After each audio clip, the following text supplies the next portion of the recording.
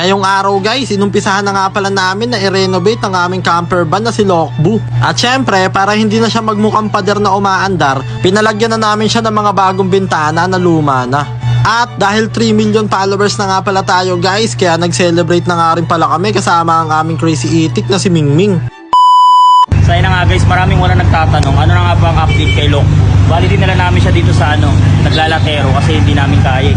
Kaya yung mga yung medyo mabibigat, dito namin dinala. Papagawa ng bintana. Lagyan namin ng bintana.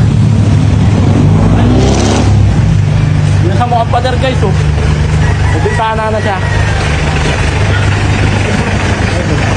Lalagyan natin dito ng bintana. Ano ba lalagyan natin dito? Pinag-iisipan namin kung banyo o kaya pwede rin yung kusina nandito sa likod. Kasi lalagyan namin to ng double deck para magkasama. Ito yan.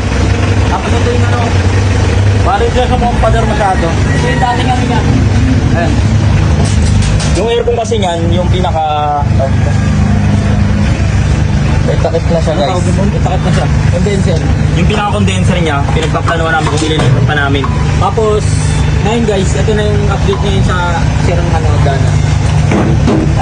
Diba? Okay na siya. Yung! Yan, meron na kang Ganda na. Ganda rin.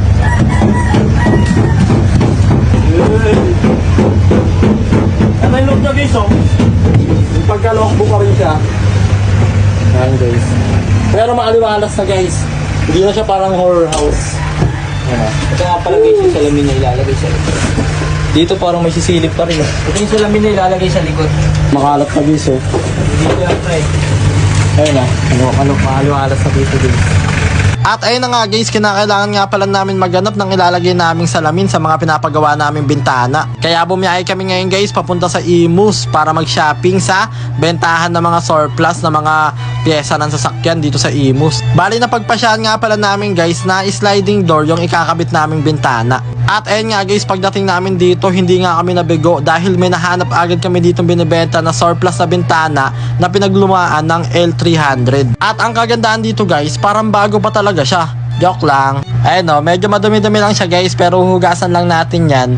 Basta kita mo naman yung labas, pwede na yun guys. Kaya compatible naman to guys sa gagawin namin bintana. Medyo may issue lang siya guys, medyo may crack siya konti. Pero papalitan naman daw yan guys ng walang basag. At ayan, big shoutout nga pala kala kuya na tumulong sa amin dito maganap. Grabe yan, swerte namin guys. Nakachamba pa kami dito na murang pyesa na second hand. Kaya ayan si Barong guys, isa na namang sanitized customer. At ayan guys, pagbalik nga pala namin dito, ayan kinakabit na nga pala nila kuya yung bintana. Grabe, bagay na bagay siya dito kay Lokbu. Talagang saktong-sakto lang yung laki niya. Baka Lokbu yan.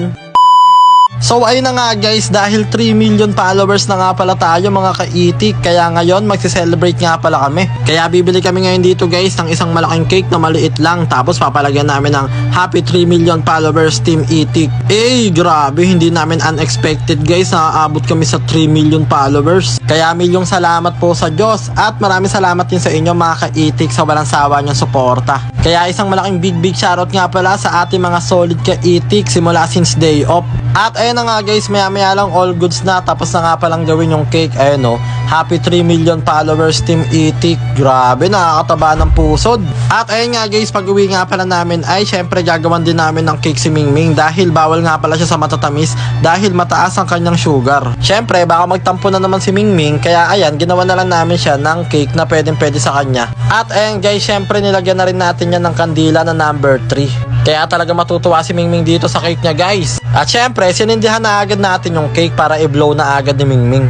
At eto si Mingming guys, tuwan-tuwa oh, grabe, excited na si Itik. Kasama niya pa nga pala dito nakatambay yung mga alaga namin pets na sila Jeffrey, si Puti, si Hachiko, si Padol. At syempre, mas excited na nga pala si Mingming guys sumama sa camping pag nagawa na yung aming camper van na si Lokbu. At ayun na nga guys, maya lang binlow na nga pala ni Mingming yung cake. At ang wish nga pala ni Mingming guys, sana daw marami pang minuto ng buhay nyo ang masayang namin. Kaya maraming salamat sa panonood guys. I love you all.